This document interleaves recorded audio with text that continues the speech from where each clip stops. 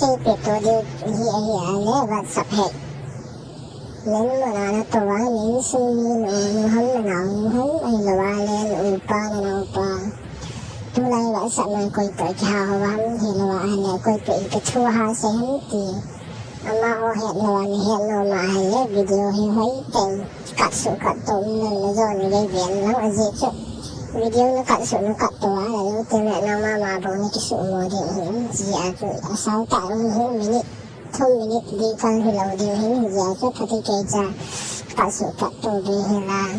video hay viện xuống chơi thì gì dùng ít tiền về hiểm chỉ là bạn ấy trực tiếp nung chuyện nào cho hi à đấy chỉ cái coi mà chẳng sẽ là mai mình lừa chứ còn chẳng thì chỉ cái sẽ là mai mình lừa chứ thằng là mai mình lừa hiện ý xưa ý ba hay là này nào như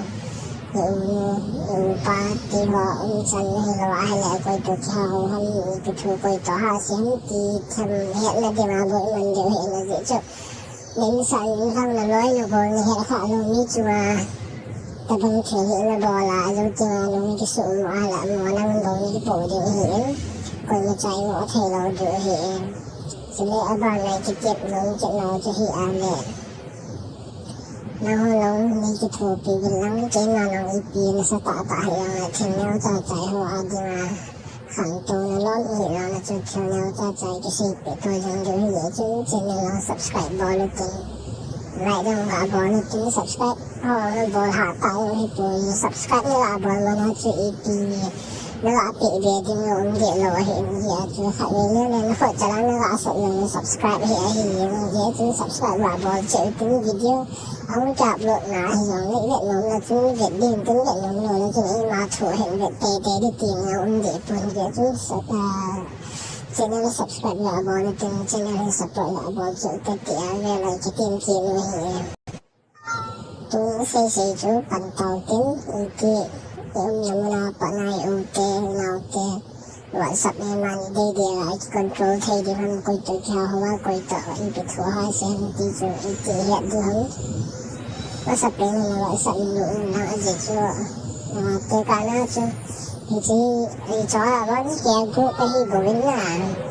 thì cho group này là chúng sẽ đến khả năng cho mà thì chứ group không phải cái này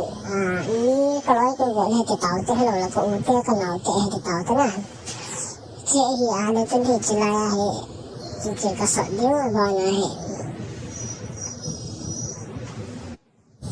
thì chỉ là âm không phải luôn không nào pa không nào luôn không cái chỉ là vậy là cái cả nào chỉ nó chỉ là nó gì điếu chỉ phèn chỉ là star là gì điếu gọi là 61 star là nó quay cái gì 61 star 61 là gì đầu tiên là naman sila na number na Wikipedia kaya kano sa kay number hili 884888 Azo na kaya na number tab sa kaya na kalwe has na quay cái din has na quay cái tiền là chữ nó thọt đến hiện mà chứ nó thọt đến tiền là chữ ba nó chữ nó EP nó sẽ là đại là bol sa đam chữ chữ nó chữ nó hiện tại như chứ chữ number hiện nó đại là bol cái điếu gì chứ nó sẽ điếu nó cho lắm pi phải đồng thông thì chữ number phải vì hiện đại tiền mua hay là hay để ti phải ti hệ chứ chữ number đại là bol là internet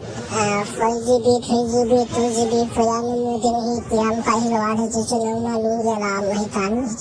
mình đại là bol tiền mà hay là chữ nó EP nó bol thằng tiền lại Yung lang yung pinabol ng Philippines.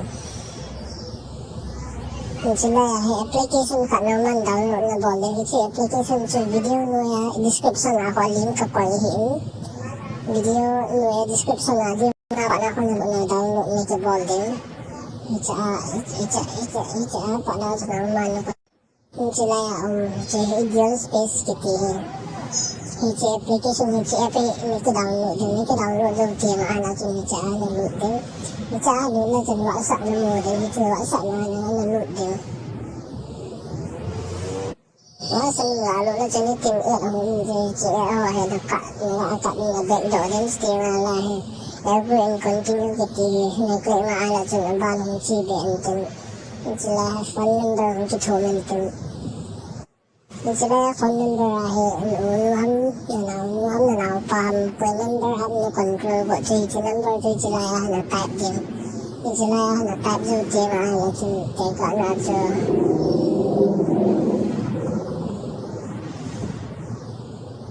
Chỉ kỹ năng bởi tại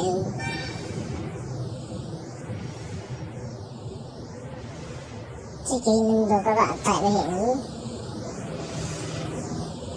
mình với người ta đưa tiền hay tiền họ có phần nhiều của mình từ là chúng mình sẽ SMS increase thì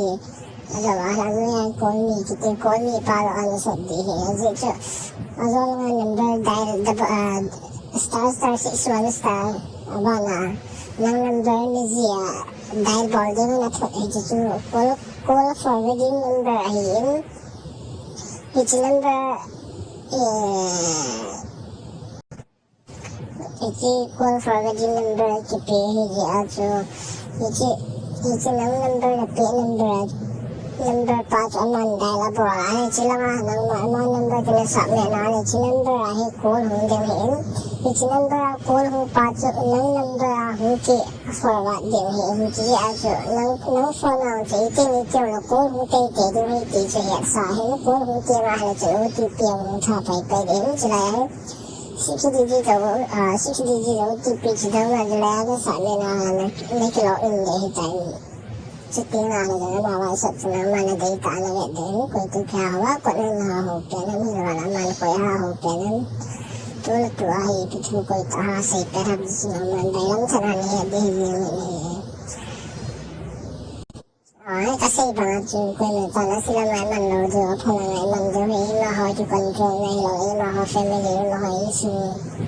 มีตัวบริมันจ่าด้วยมีตัวอิสานทั้งโลและน้อยเลยก็สาวฟังมีเหตุขาโดนช่วยมันโดนด้วยนะจิตจิตสูงโลและน้อยจ่าบริเวณนี้ว่าเราจะควรจะจันหมอตัวโลดูอีมาจิหมอจะปวดเดี๋ยวเห็นอีจิเทเดียวเห็นสุดเลยอะไรเรื่องอะไรสังเกตเห็นล้างเลย Video like, share, subscribe, ibon tay di mo kiti mo ganyan. Kasi ganyan. Pili. Kasi pito. Naujoy itong sa tangkin. Ibon kiti nga ipihiat ng iniiwan. Ay loang na ipituhiat ng mga na. Itabang mga ipipikih na tirong yan. Ibon loang ipi mobile chung sa mga ipiboy na iniiwan. Ay loang na ipihiat ng online pa na ipihiat ng iniiwan. Thì cho ta nuôi comment ako. Ito ho thì comment lên buồn và hay chung chỉ mà nó phải phần này hay chung hình dạng cái tiếng buồn thì mà hay chung cái buồn hình tiếng nó sẽ chung. Cái mà nó khẽ không mà nó hoàn hiti tabang khẽ nó hiti về không thấy gì không buồn thấy đam như kiểu là cái mà nó đang có tiếng cái buồn thì lên buồn nó có tiếng cái mặt gì gì thì video chân chung